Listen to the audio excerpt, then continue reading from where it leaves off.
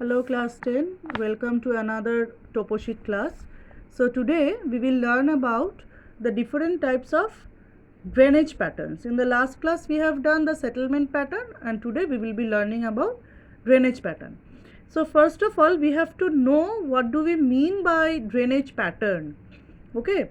So for that we need to know or we need to have a clear conception about perennial streams or perennial rivers and non-perennial water bodies.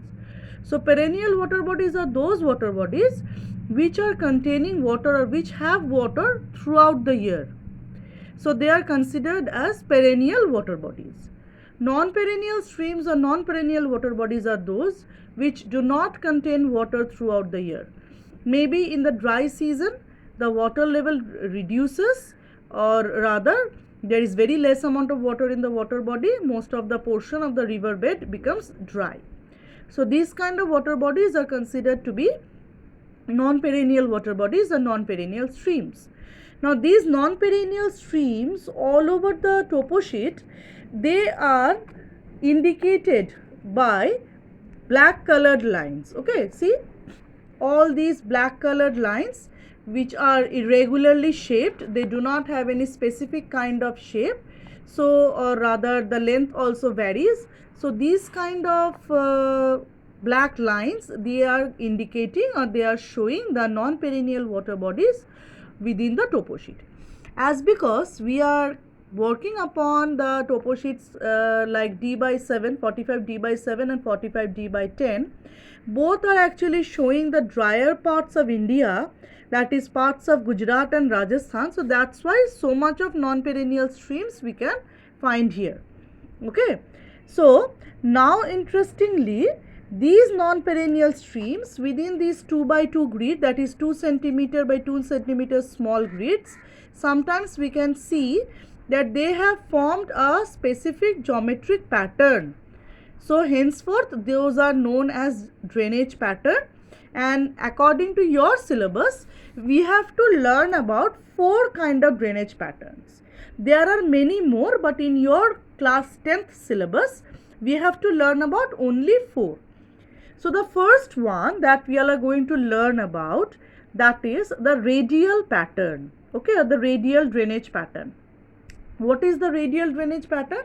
I have tried to draw and I will show something from the topo sheet also, so that the idea becomes absolutely clear to you. That is, within the small 2 centimeter by 2 centimeter grid, we can find, though I don't have a brown colored pen, so that's why I have used my pencil. So we can find the contour lines, we can find the red lines, that is the line of transport, and we can find the black colored, irregularly shaped black colored lines. So when we can see that within this small 2 by 2 grid, these black colored lines from different directions, they are actually going towards the center of the grid. I repeat, when these irregularly shaped black colored lines from different sides of the small grid, from different corner of the small grid, they are actually going towards the center of the grid. Okay, so we will consider this kind of drainage pattern as a radial pattern. Okay, it may happen that they are coming from 3 sides only, not from all the 4 sides.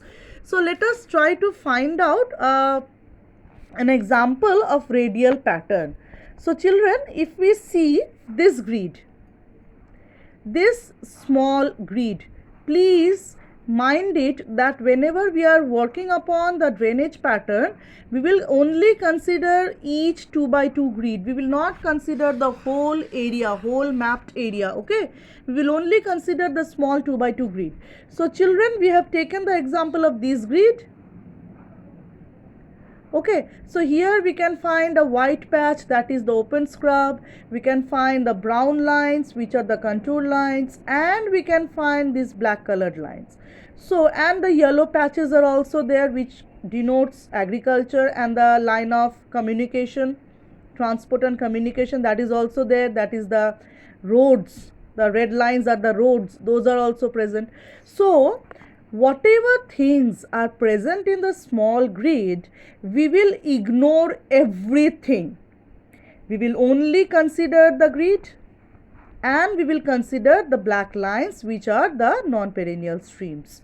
So in this small grid, see these black colored lines from different sides of the grid, they're actually coming towards the center.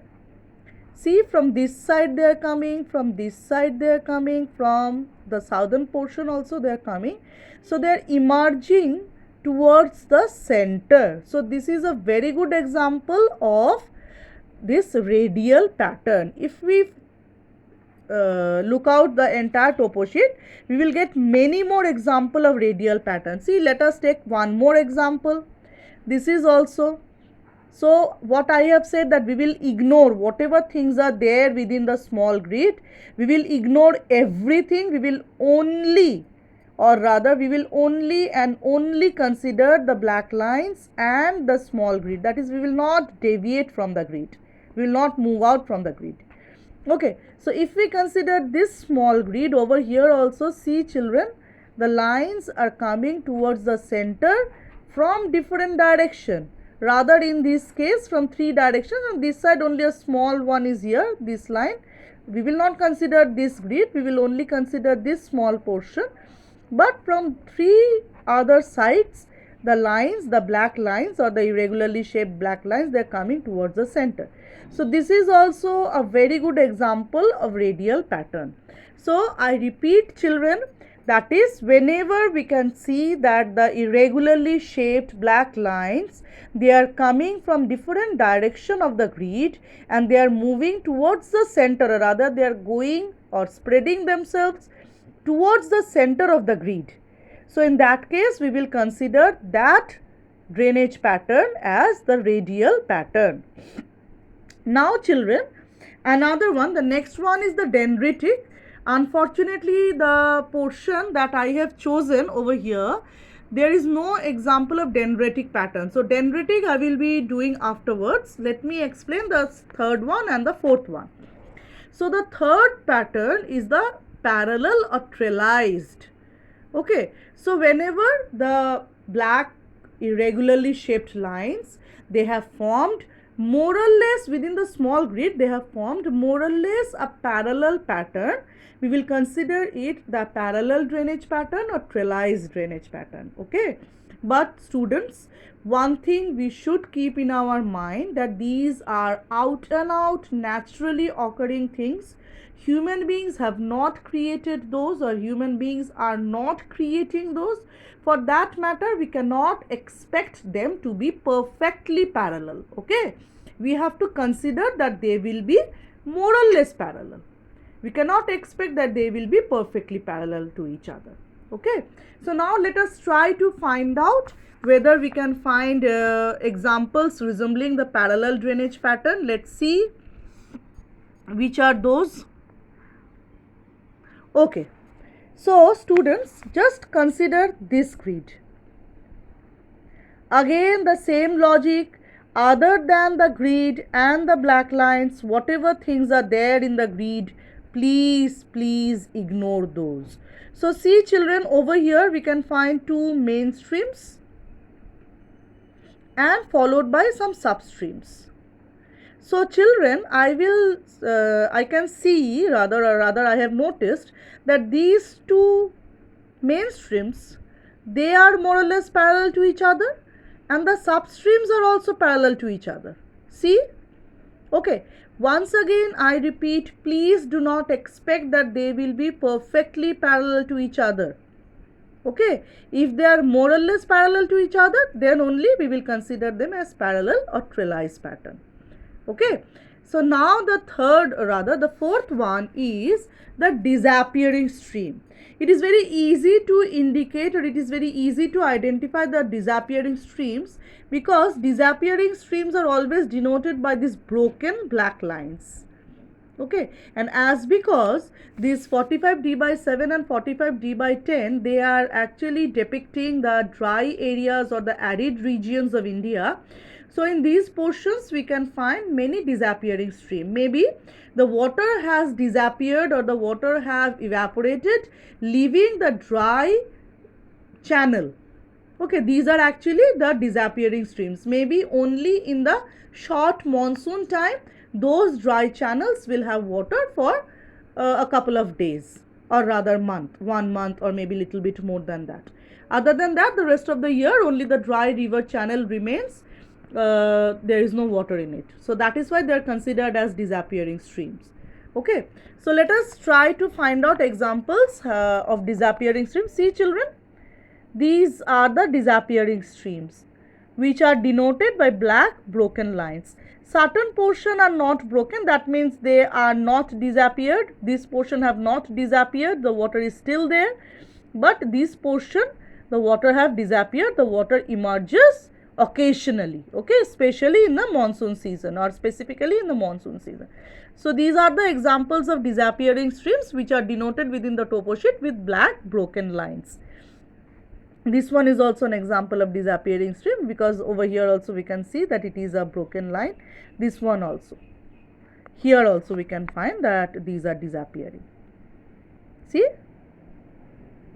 all these are disappearing. Okay, so I suppose up to this much I am clear to everybody. That is a radial pattern where the channel, river, water channel, they are coming from different direction towards the center of the grid. The parallel or trellis pattern where the streams or the water channels are more or less parallel to each other but not perfectly parallel to each other. Next thing that we can say, that the disappearing streams where the water have disappeared, they are found, water is found or water is available in the channel only in the monsoon season, not in the rest of the year, and they are denoted in the topo sheet with the help of these black broken lines. Now last but not the least, that is the dendritic pattern. So dendritic, this word has been emerged from a Latin word dendron, which means tree.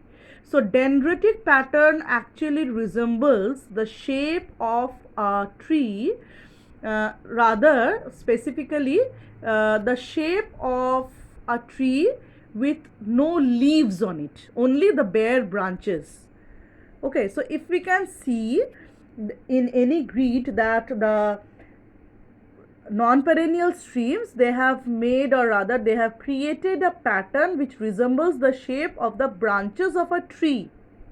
Rather, they are not disappearing, they are not radial, they are not parallel to each other. They have only formed a pattern which resembles the shape of the branches of a tree. Okay, so that will be our dendritic pattern. Unfortunately, in this portion there is no dendritic pattern, so I have chosen another portion to show you the example of a very nice dendritic pattern. So children, see this grid.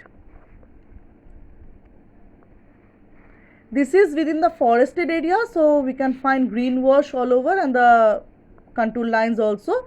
So please ignore everything. So just see the black lines. I hope you all agree with me that this resembles the shape of the branches of a tree. The lines, they are not disappearing, they have not they are not emerging from different sides towards the center, and rather they are not parallel to each other. So obviously, and more than that, or most importantly, it resembles the shape of the branches of a tree, leafless branches of a tree. So it is a very nice example of dendritic pattern. Okay, so now children, in ICSE topo sheet, from the topo sheet part regarding this topic, that is drainage pattern, question may come in two ways. Either you will be asked to find out, or rather give example of different drainage pattern, rather maybe you may be asked to give the foregrid reference of a dendritic drainage pattern, or a disappearing drainage pattern, or a radial pattern, or a trellis pattern, or they will provide you the grid reference, foregrid reference, and you have to identify the drainage pattern. Okay, got it? So either you have to identify the drainage pattern. In that case, in the question paper, they will provide you the foregrid reference. So following that foregrid reference, you have to go to that specific grid and you have to identify the drainage pattern. Either this will happen, or what will happen, that they will give you that the question in this way, that give example of a disappearing stream or a dendritic or a radial or a trellis pattern. Okay, in that case you have to provide the foregrid reference of that specific one. Okay, so this is all about. Now I will suggest that if you have understood all the things, I will suggest that excuse me, please practice those properly, and for that matter I have chosen a specific grid, a specific map extract, and I am giving you some homework. Okay, so that you all can work upon those, and if you have any problem or if you face any difficulty, you should let me know. Or rather, if you can do it without any difficulty, it will be obvious to you only that you have understood the things properly and you can do the things properly. So it is a portion from 45D by 10, and let me specify the grid references, rather the eastings and northings. The eastings, that is 72, the eastings is, it is 01 to 09. I repeat, the easting is from 01 to 09, and the northings as well from 01 to 09, 01 to 10. So I repeat, the eastings are from 01 to 09 and the northings are from 01 to 10. Okay, so I am first of all providing you some grid references. You have to identify the drainage pattern, and then I will suggest you to give similar drainage pattern by providing the grid references. So the first grid reference that I am giving you, that is 0807. I repeat, 0807. This is the grid. You have to identify the drainage pattern. Next, I will give you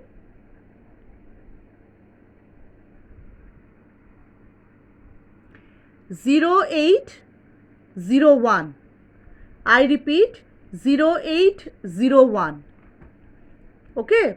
Next is 0704. Next is 0704. Okay. So I have given these three. Now I will suggest, this is question number 1. Now question number 2 is, give examples of a radial drainage pattern, comma, a parallel drainage pattern and a disappearing stream from the given map extract. Give examples of a radial drainage pattern, a parallel drainage pattern and a disappearing stream from the given map extract. Okay. Now the next question is, which is the main river of this map extract? Which is the main river of this map extract?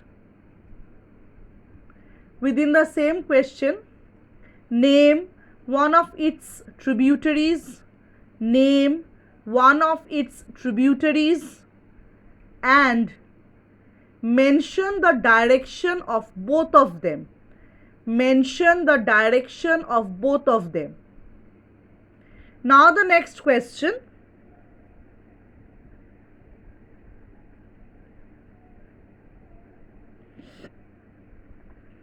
Suggest the possible occupations of the people living within this map extract.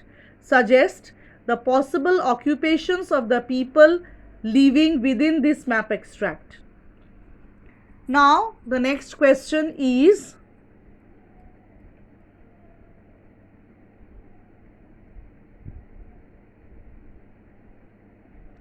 give example of such a, sorry, I am changing the question, students. Name the settlement Name the settlement where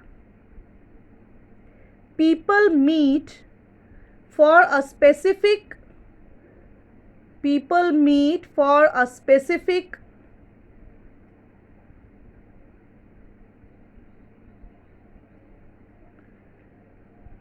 economic activity. Name a settlement where people meet for a specific economic activity. Okay.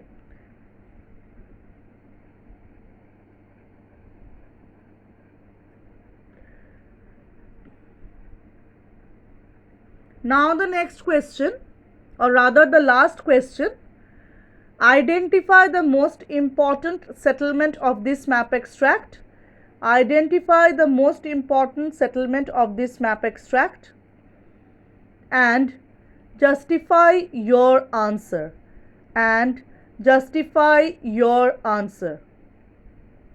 Okay, so that's all for today, students.